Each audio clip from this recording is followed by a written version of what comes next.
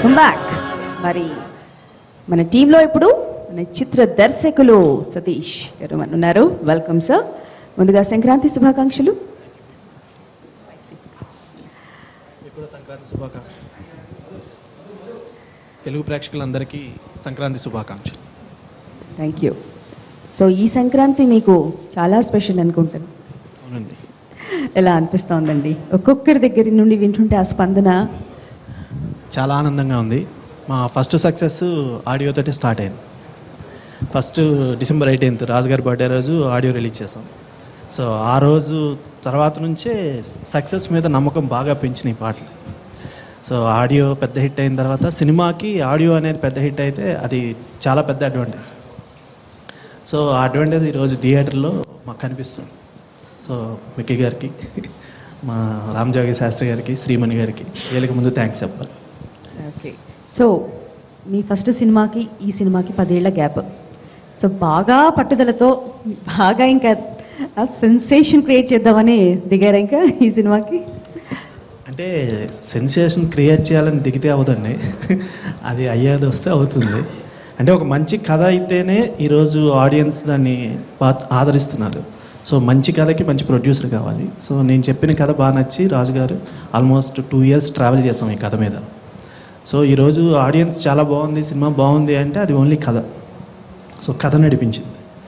So ఈ పాటలు ఎంత బాగున్నాయన్నా దానికి కారణం కూడా కథ. ఇక్కడ ఒక పాట వస్తుందండి, హీరో హీరోయిన్ పరిగెడుతుంటారు, ఒక సాంగ్ రాయండి సార్ అని ఈయన్ని అడిగిన మిక్కీ గారితో, సార్ సిచ్యువేషన్ ఇది, హీరో హీరోయిన్ ఒకరినొకరు చూసుకున్నారు, సాంగ్ అంటే రాయడానికి కానీ దానికి కుదరదండి. అంటే ఈ కథ నాకు ఆడియో అంత బాగుంది అంటే రీజన్ సిచ్యువేషన్స్. మీకు 5 పాటలకి 5 డిఫరెంట్ సిచ్యువేషన్స్ ఉంటాయి. సో అందుకే నేను శాస్త్రి గారికి కానీ, శ్రీమణి గారికి కానీ, మిక్కీ సార్కి కానీ 2 hours ఫుల్ నేరేషన్ స్క్రిప్ట్ చెప్పింది ఆ రీజన్ అదండి. అంటే కథలో ఏముందనేది అర్థం చేసుకుంటే సాహిత్యం అనేది ఎంత బాగుంటుంది అన్నదానికి ఈరోజు రిజల్ట్. మీరు యూట్యూబ్లో అవ్వచ్చు, సోషల్ వెబ్సైట్స్లో చాలా రోజుల తర్వాత పాటలు రిలీజ్ అయ్యాక మ్యూజిక్తో పాటు సాహిత్యాన్ని అభినందిస్తూ కింద కామెంట్స్, అది సక్సెస్. సో అది కథ నడిపించింది. సో చాలా అద్భుతంగా ఉన్నాయండి పాటలు కూడా. సో మరి మనం ఇందాక ప్లే చేసుకున్న పాట ఎవరైనా పాడతారా?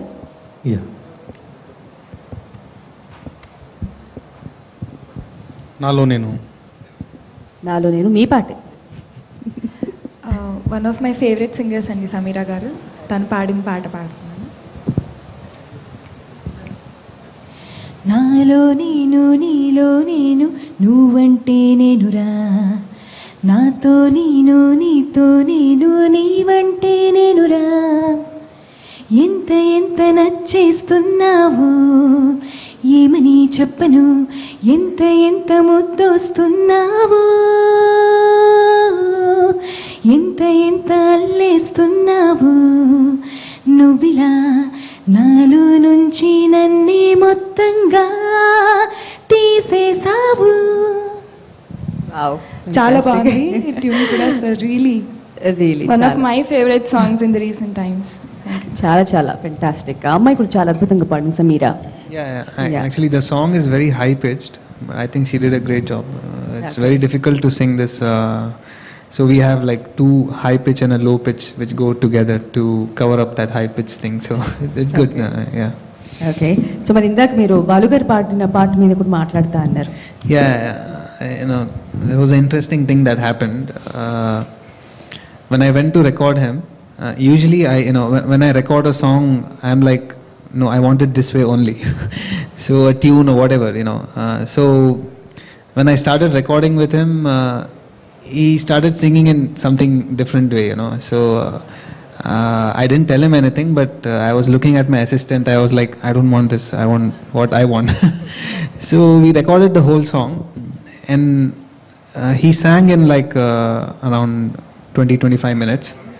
After we recorded the whole thing, then he told me, this song now I will sing how I feel like I should sing it. So he said, I'll sing it, you record it, if you like it you keep it, otherwise what takes you have, you can keep that.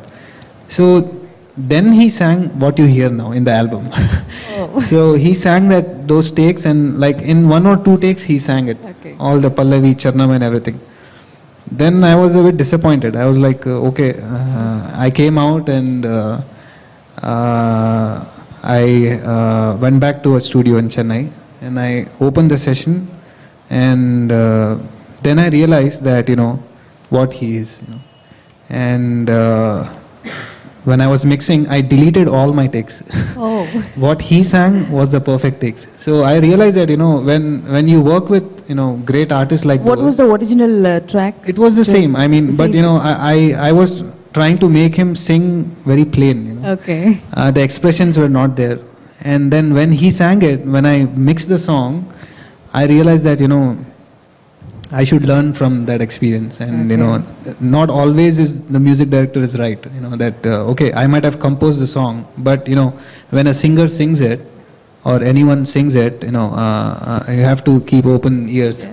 So, I think that was a great learning experience for me.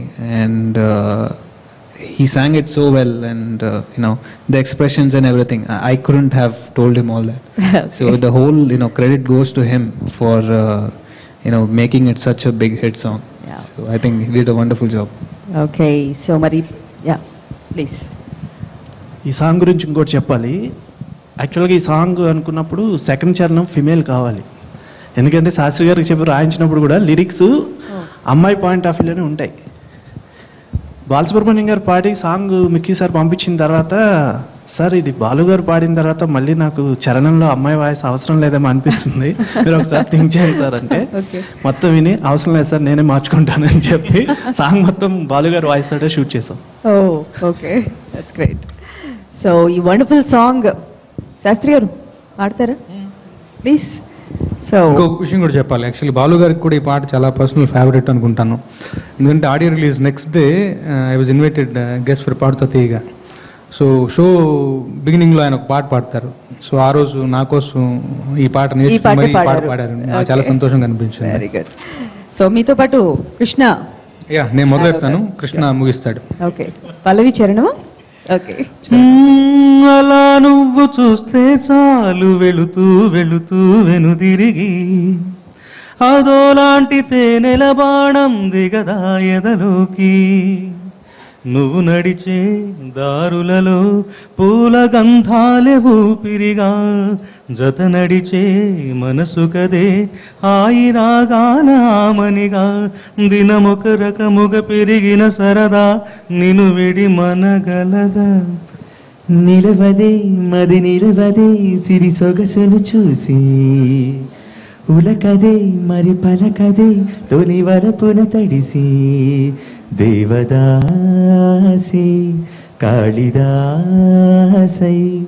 ఎంత పొగిడినా కొంత మిగిలిపోయేంత అందం నీది, ఎలా నీకు అందించాలో ఎదలు కదిలే మధురిమలు, నేనే ప్రేమ లేఖగా మారి ఎదుటే నిలిచాను, చదువుకుని బదులిదని చెప్పుకోలేవులే మనసా, పదములతో పనిపడని మౌనమే ప్రేమ పరిభాష, తెలుపక తెలిపిన వలపొక వరమని కడలిగాలనెగసా, నిలవదే మరి నిలవదే సిరి సొగసును చూసి, ఉలకదే మరి పలకదే తొలి వలపున తడిసి.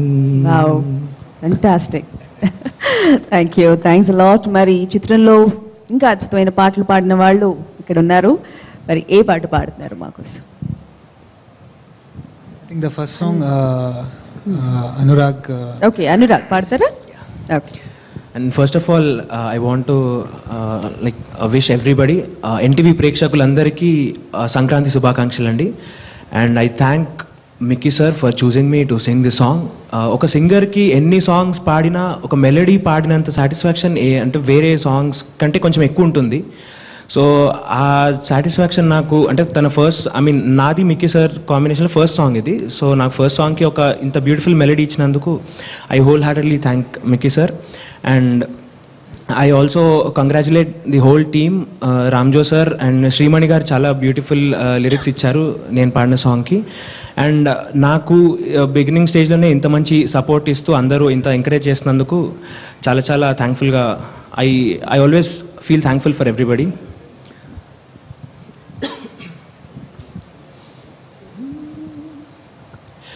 మెల్లగా తెల్లారిందో ఎలా, వెలుతురే తెచ్చేసిందో ఇలా, బోసి నవ్వులతో మెరిసే పసిపాపల్లా, చేదతో బావులలో గలగల, చెరువులో బాతుల ఈ తలకళ, చేదుగా ఉన్న వేపను నమిలే వేళ,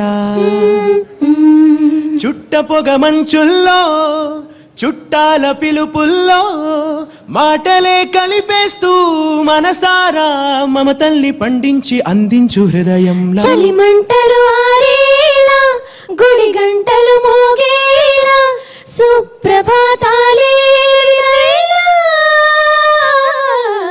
గువ్వలు వచ్చే వేళ, నవ్వులు తెచ్చే వేళ, స్వాగతాలివిగో కనవేళ.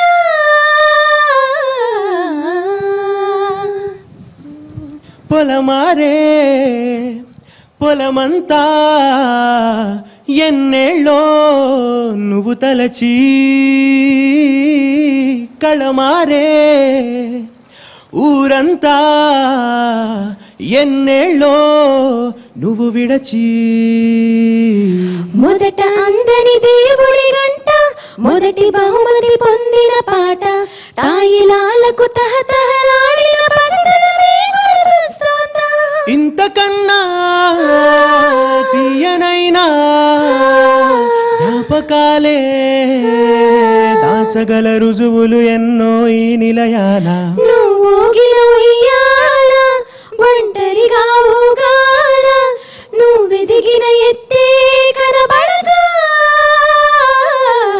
నువ్వాడిన దొంగాట బెంగల్లే మిగలాల, తన్నెవరు వెతికి లేక. ఫ్యాంటాస్టిక్. ఎంత హాయిగా ఉందో అసలు వింటూ ఉంటే. ఇంకా అలా పాడుతూ ఉంటే బాగుండు. మళ్ళీ పాడించుకుంటాను. చిన్న బ్రేక్ తీసుకుందాం. మరి శతమానం భవతి ఎన్టీవీ